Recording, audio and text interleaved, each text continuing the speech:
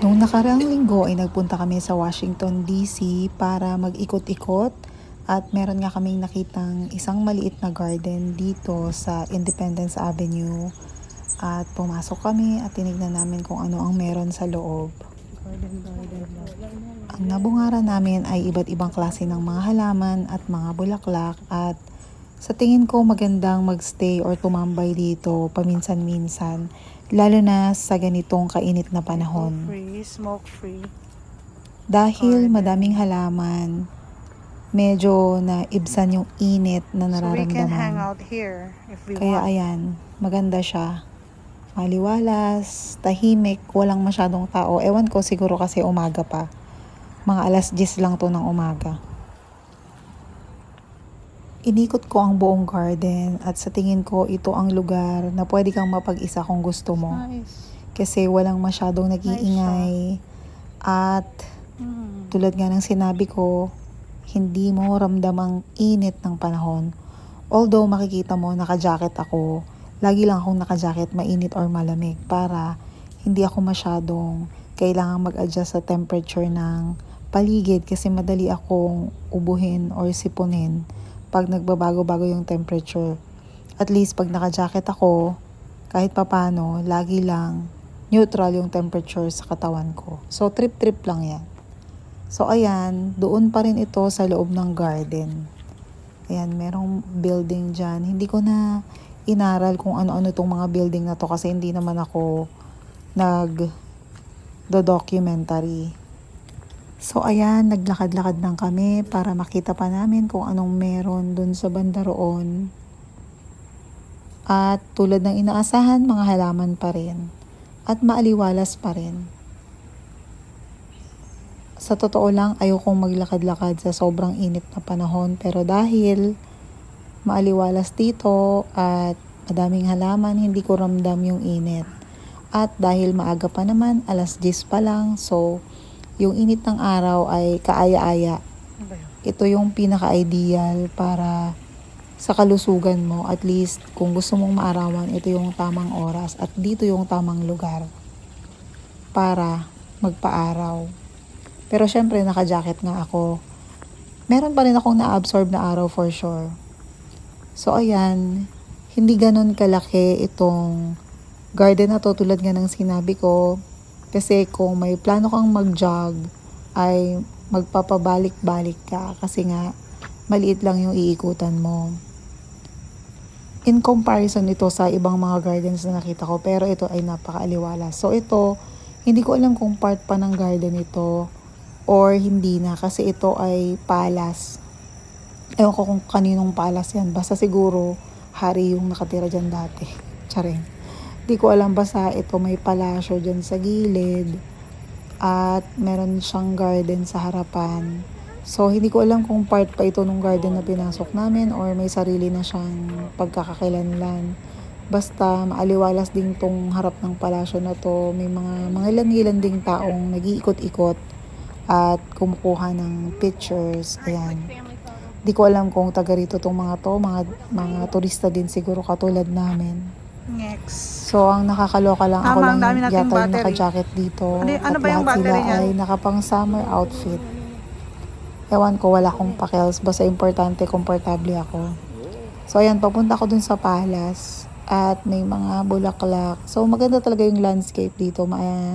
Aliwalas. Uy, nga pala may nakita akong galing daw sa Manila tong palm na to. Ang tawag nila ay Manila palm. O, yan yung label. Kalain mo, nakalagay dun Manila, Philippines. Ayan. So, ito na yung daan. Papunta dun sa kabilang side. Palabas na actually ng yung mismong compound ng palace to. So, pag pumunta ka na dyan sa labas na yan, ay ibang kalye na yan. Ayan, palabas na kami.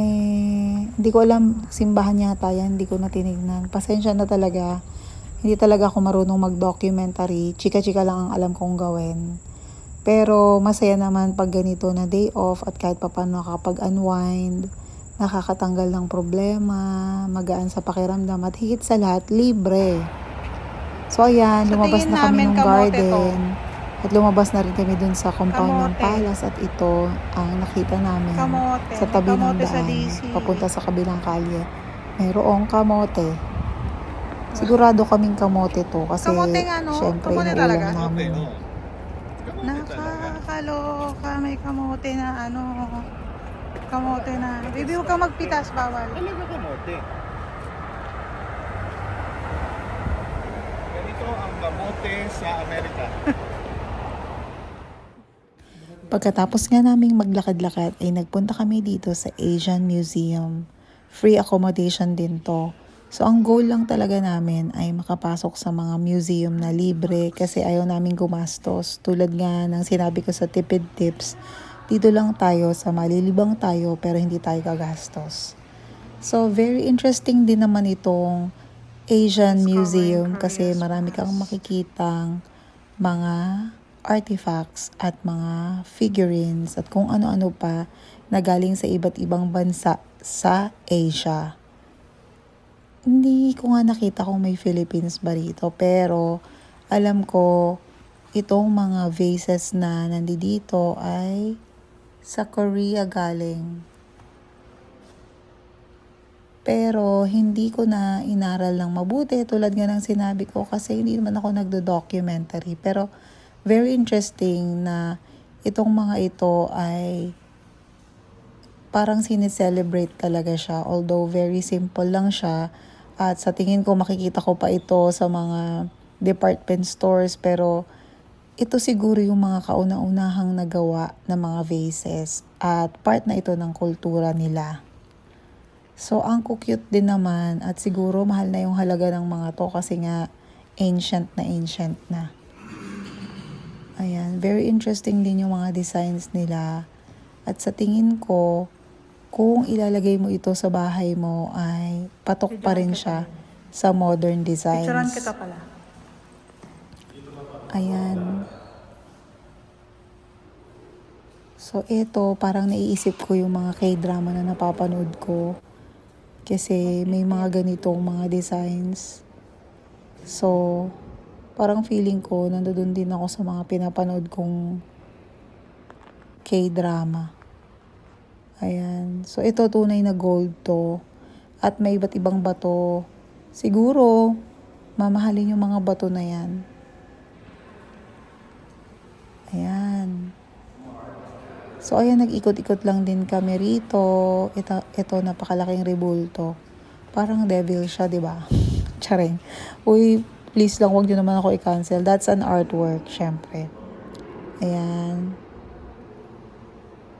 So, ito yung kabuuan ng aming tour sa loob ng Asian Museum. So, iba't ibang vases, iba't ibang mga kagamitan nung unang panahon. Ayan. At siguro itong mga to ay sobrang mahal na ng presyo kung ibibenta or maybe priceless talaga sila kasi part ito ng heritage nila. Heritage ng Korea. So ayan, tunay na gold yan sa tingin ko. At sabi dun sa nakasulat pala. Di ko pala yun sa tingin. So ito, mga sculpture. So ang daming rebulto dito sa room na to. Medyo creepy yung pakiramdam pero it gives you a glimpse of how it was during the olden times sa parte ng Korea. Or hindi ko alam kung saang lugar pa to. Parang ibang ano na to. Bansa. So ito, mga ginamit sa cave. So, ayan. Nakakatuwa kasi yung mga taong meron talagang interest sa pagko-collect ay na-preserve nila itong mga importanteng mga kagamitan ng unang panahon.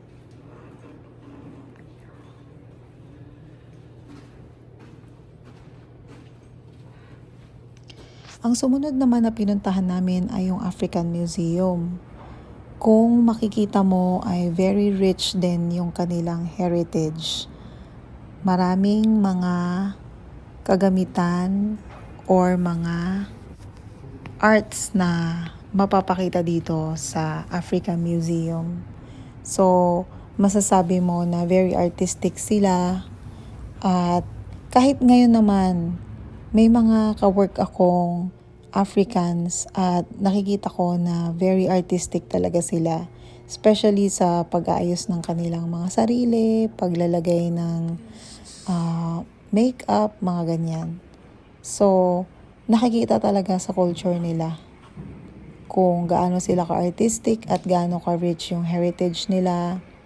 At ang nakakatuwa sa mga nakilala kong Africans dito ay kapareho din yung culture nila sa atin.